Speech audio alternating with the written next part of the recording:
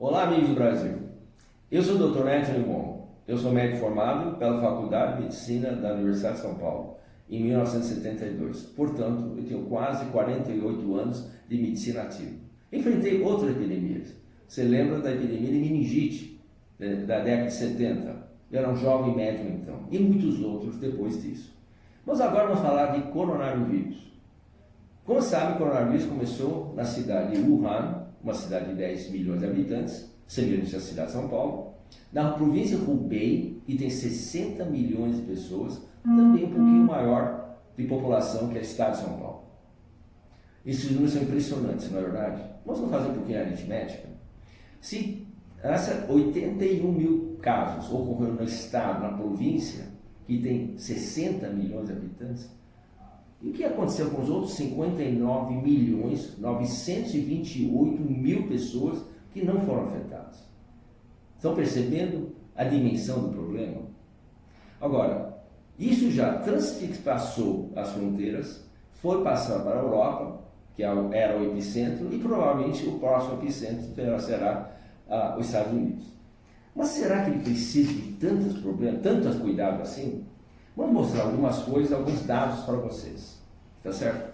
Um trabalho recentemente publicado em 21 de março, portanto, há 4 dias atrás, pelo NOS da PUC, Rio de Janeiro, Núcleo de Informações sobre Saúde, mostra o seguinte. Pegando os dados no Brasil, a partir do dia 15 de março, certo? E aí, fazendo uma projeção pelos números, nós vemos que os números reais que está em preto está abaixo do nível considerado otimista. São dados reais, certo? Primeira projeção. E a mesma coisa acontece com o estado de São Paulo. Os números reais estão abaixo, muito abaixo das projeções otimistas. Muito mais abaixo das projeções pessimistas. E não seja diferente do Rio de Janeiro. Tá certo? Muito bem. Agora, projetando isso, comparando isso com os dados internacionais, nos primeiros 9 dias, a partir do 50º caso, é assim que se faz em estatística, nós vemos o Brasil aqui pontilhado comparado com os outros países. Outros países têm uma subida exponencial, enquanto o Brasil tem uma subida praticamente reta, subindo, mas praticamente reta, tá certo? E através dessa projeção, desses dados, fizemos uma projeção para o Brasil. Esse projeção do Brasil está aqui, tá certo? Então nós vemos uma projeção pessimista, mediana e otimista. Ontem nós tivemos 2.201 casos, ou seja, se você ver o que está aqui, 2.046, ou seja, nós estamos realmente na projeção, certo? Mediana. E que acontece rapidamente para São Paulo e também para Rio de Janeiro. Tá claro? Muito bem. Mas por que isso? As nossas projeções diferentes das projeções pessimistas de alguns epidemiologistas brasileiros. Muito simples. Desde 1985, sabia que a família coronavírus detesta o calor. Eles não conseguem, certo, transmitir-se bem e proliferar nas épocas de temperaturas acima de 22 graus. E que eles multiplicam rapidamente a temperaturas baixas abaixo de 12 graus centígrados. Os números da Europa são justamente agora no inverno, onde essa temperatura é esta. Isso foi confirmado ontem por um trabalho publicado no MIT, prestigioso ensino, certo? Dizendo que clima quente freia a transmissão. Não bloqueia a transmissão, mas freia. Isso mostra por que o estado do Norte-Nordeste tem tão poucos casos e também, obviamente, muito mais na cidade de São Paulo e Rio de Janeiro, onde a densidade populacional é muito maior. Mas outra coisa muito importante. Um estudo em Wuhan de mais de 600 crianças mostrou que coronavírus não era causa importante do quadro resfriado. Feito em janeiro, mostrou que 12% das crianças com quadro gripal era por influenza A e B. E apenas 1,6% testaram positivos para coronavírus. Ou seja, 8 vezes menos. Isso explica por que nós não temos tantos casos de coronavírus como se apregoa, porque nós não temos isso aqui. Está proibido esse trabalho. Então Thomas Friedman, que nós sabemos que é um prêmio Nobel de Economia, também começou a pesquisar isso. Entrevistou 3 renomados cientistas americanos. Um deles é o John Ioannidis, da Universidade de Stanford, e que disse o seguinte: se essas taxas forem verdadeiras, paralisar todo o mundo todo com implicações financeiras e sociais potencialmente tremendas pode ser totalmente irracional. É como um elefante sendo atacado por um gato doméstico, frustrado e tentando fugir do gato, o elefante acidentalmente pula do penhasco e morre. Ele disse a mesma coisa, baseado no estudo feito, isso que a projeção de coronavírus era 0,125%, ou seja, 200% menos do que as projeções atuais. Ele também, Friedman também entrevistou o professor Simon Wolf, da Universidade de Virgínia, professor emérito, que diz o seguinte: o lockdown pode ser necessário para conter a transmissão comunitária, mas pode prejudicar a saúde de outras formas, custando vidas. Ele disse também que imagine o estresse e a doença mental que virá, e já está vindo, de termos fechado a economia, gerando desemprego em massa. Wolff também diz que a renda é uma das variáveis mais fortes a afetar a saúde e a longevidade. Os pobres e os idosos, que já sofrem gerações com taxas de mortalidade mais altas, serão os mais prejudicados e provavelmente os que receberão menos ajuda. E por fim ele entrevistou o professor David Katz, da Universidade de Yale, médico de medicina preventiva, que diz o seguinte: em qualquer epidemia há 3 objetivos: salvar tantas vidas quanto possível, garantindo que o sistema de saúde não entre em colapso, e também garantir que no processo dos 2 primeiros objetivos não destruamos nossas economias e como resultado ainda mais vidas. Ele propôs o seguinte: em vez dessa estratégia de interdição horizontal como apregoado no governo do estado de São Paulo e Rio de Janeiro, que na realidade estamos a encarar como um ato cirúrgico, ou seja, uma intervenção vertical. Uma intervenção vertical ou cirúrgica focaria em proteger e isolar os que correm maior risco de morrer ou sofrer danos a longo prazo, isto é, os idosos, pessoas com doenças crônicas e com baixa imunidade, e tratar o resto da sociedade basicamente da mesma forma que sempre lidamos com familiares como a gripe. Esses dados foram mais ou menos projetados a partir da experiência do Diamond Princess, aquele navio atracado em Tóquio por 15 dias. Foram 3.500 passageiros e tripulantes, certo? Dos quais apenas 712 testaram positivo para coronavírus. Desses, apenas 350 tiveram doença leve e 7 faleceram.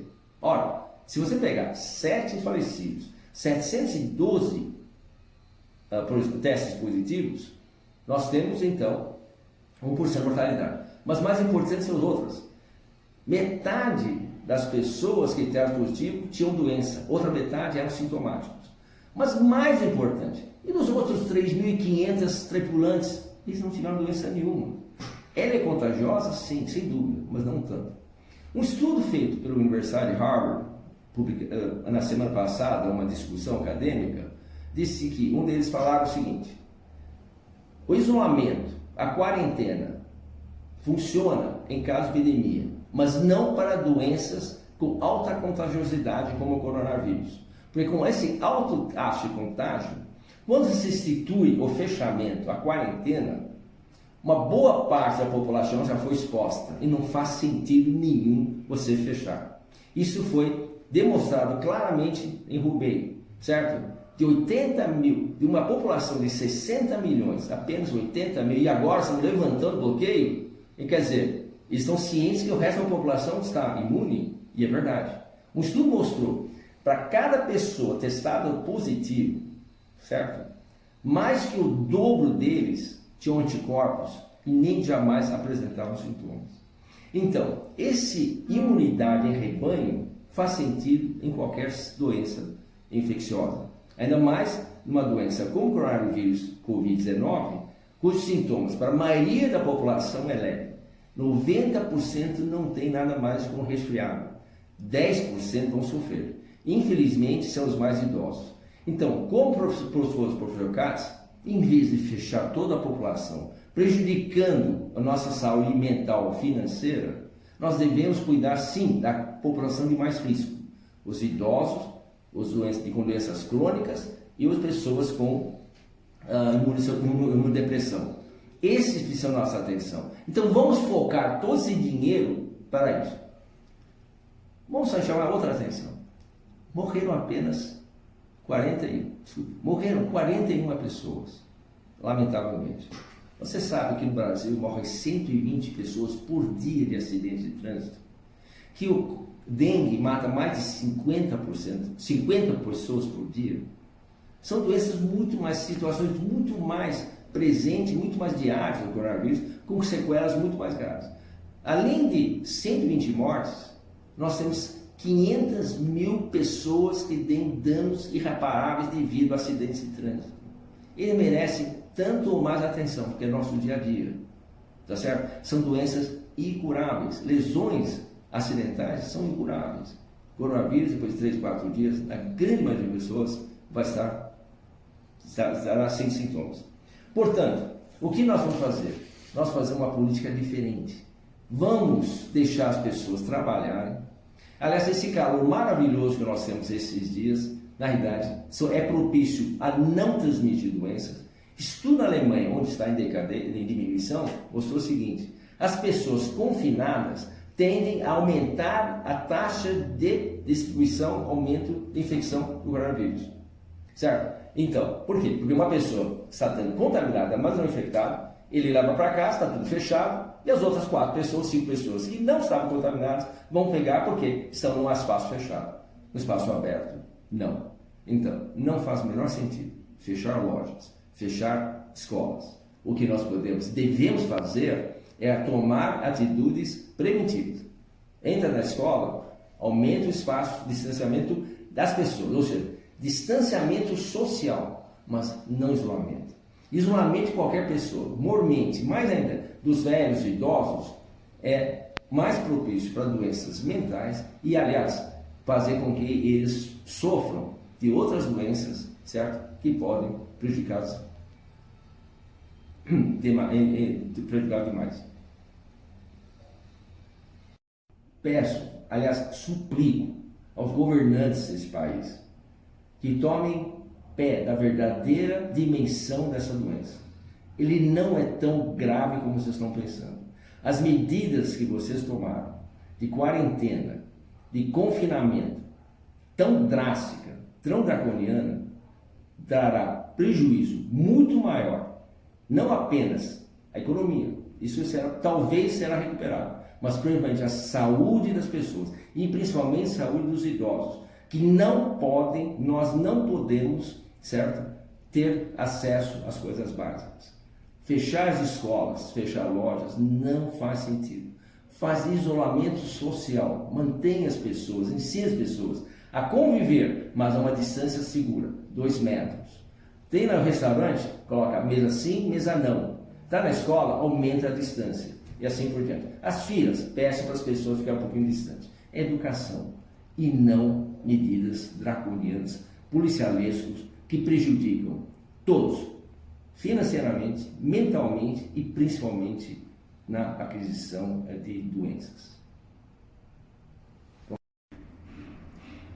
Uma máxima em medicina diz que veneno e remédio diferem quanto à dose. Se é um remédio que dá uma dose muito alta, você acaba prejudicando, intoxicando ou até matando o paciente. Uma dificuldade no tratamento de tumores é que você tem que dar a dose do remédio para matar o tumor, mas não matar o paciente. Prudência e moderação são muito importantes nessa pandemia. Senhores dirigentes, a dose de remédio aqui está excessiva. Você poderá matar a população. Então, solicito a vocês a ter a posição de não levar ainda mais pânico à população. Você lembra que pânico e medo mata até 10 vezes mais que o agente causal. Então, esse é o momento de você tranquilizar a população, colocar a situação na realidade como ela merece e cada vez mais para que a nossa população possa recuperar disso com saúde e segurança.